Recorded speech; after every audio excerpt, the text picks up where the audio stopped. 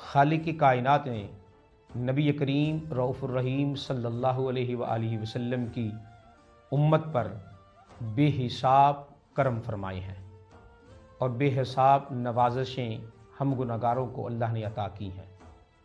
ان نوازشوں میں سے ایک بہت بڑی نوازش کہ خالق کائنات نے اس امت کو کچھ خاص راتیں عطا فرمائی ہیں کہ جن راتوں میں بندہ مومن اللہ کی عبادت اور ریاضت کر کے اللہ کو راضی کر سکتا ہے اور جنت کو حاصل کر سکتا ہے۔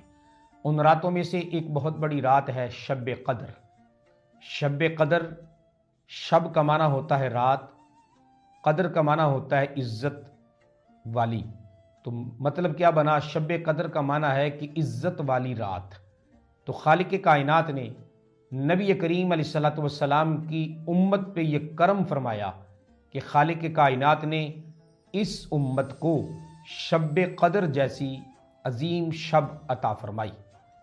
اور علماء فرماتے ہیں کہ شب کا معنی ہوتا ہے رات، تو قدر کا معنی ہوتا ہے عزت والی، کرامت والی، عظمت والی، رفعت اور شانوں والی۔ تو اس کا مطلب کیا بنا کہ خالق کائنات نے عزت والے نبی پر اور عزت والی امت کو یہ رات عطا فرمائی۔ اور ناظرین کرام، تھوڑا سا اگر ہم اس بات کو اور آگے لے کے چلیں تو ہمارے سامنے یہ بات آتی ہے کہ نبی کریم صلی اللہ علیہ وآلہ وسلم شب معراج جب اللہ کی بارگاہ میں تشریف لے گئے تو پہلی امتوں کی عمریں دکھائی گئیں، ان کے اعمال دکھائے گئے۔ تو خالق کائنات کی بارگاہ میں عرض کی مولا، پہلی امتوں کی عمریں زیادہ، ان کے اعمال زیادہ، تو یقیناً ان کی نیکیاں بھی پھر زیادہ ہوں گی۔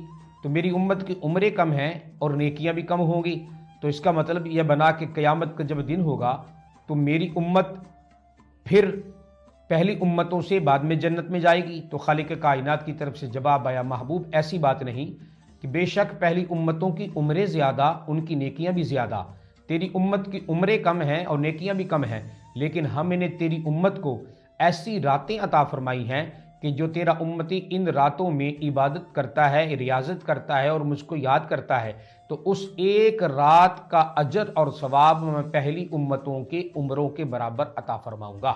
تو ناظرین کرام، ان راتوں میں سے ایک رات ہے شب قدر۔ شب قدر یہ وہ عظیم رات ہے کہ جس کا ذکر اللہ نے قرآن کریم فرقان حمید میں کیا، اور پوری ایک سورہ مبارکہ اس رات کی شان میں، اس رات کی عزت اور عظمت میں خالق کائنات نے نازل فرمائی۔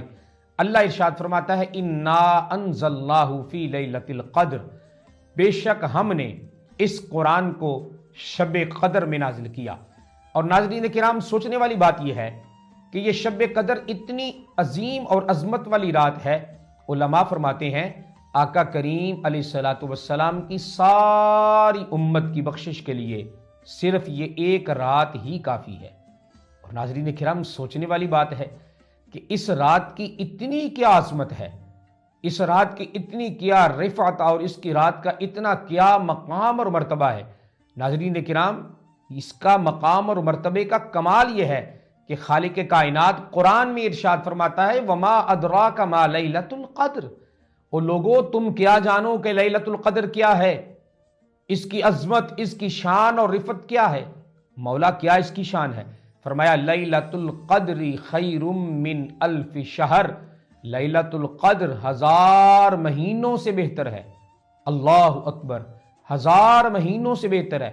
اور ناظرین کرام، سوچنے والی بات یہ ہے، یہ ایک رات 1000 مہینوں سے بہتر ہے۔ اگر اس کو ہم ملٹیپلائی کریں کہ ایک رات 1000 مہینوں سے بہتر ہے، تو ٹوٹل کتنا بنا ناظرین کرام؟ 83 سال اور کچھ مہینے۔ اللہ اکبر! آقا کریم علیہ الصلوۃ والسلام کی امت پر اللہ کا اتنا بڑا کرم، اتنی بڑی نوازشیں، اتنے بڑے احسانات، اور یہ سارے کے سارے کرم اور یہ ساری کی ساری نوازشیں اور یہ ساری کی ساری عظمتیں اور رفعتیں میرے آقا کریم علیہ الصلوۃ والسلام کے قدموں کی خیرات ہے کہ خالق کائنات نے ہمیں وہ عظیم محبوب عطا کیا کہ جس کے توسل سے اور جس کے وسیلے سے خالق کائنات نے ہمیں یہ عزت، عظمت اور رفعت والی راتیں عطا فرمائی ہیں۔ اور ناظرین کرام، علماء فرماتے ہیں اس رات کی عظمت اور اس رات کے کمالات میں سے ایک اور بہت بڑا کمال ہے کہ اس رات سیدنا جبرائیل علیہ السلام 70,000 فرشتوں کے جھرمٹ میں اس روئے زمین پر تشریف لاتے ہیں، اور 3 جھنڈے لے کر یہ فرشتہ آسمان سے زمین پہ نازل ہوتا ہے۔ ایک جھنڈا کعبے کی چھت پہ لگتا ہے، ایک جھنڈا آقا کریم علیہ السلام کے روضہ اطہر پہ لگتا ہے، اور ایک جھنڈا بیت المقدس پہ لگتا ہے۔ اور اس رات عبادت کرنے والوں کو سیدنا جبرائیل علیہ السلام فرشتوں کے جم غفیر کے ساتھ سلام کرتا ہے۔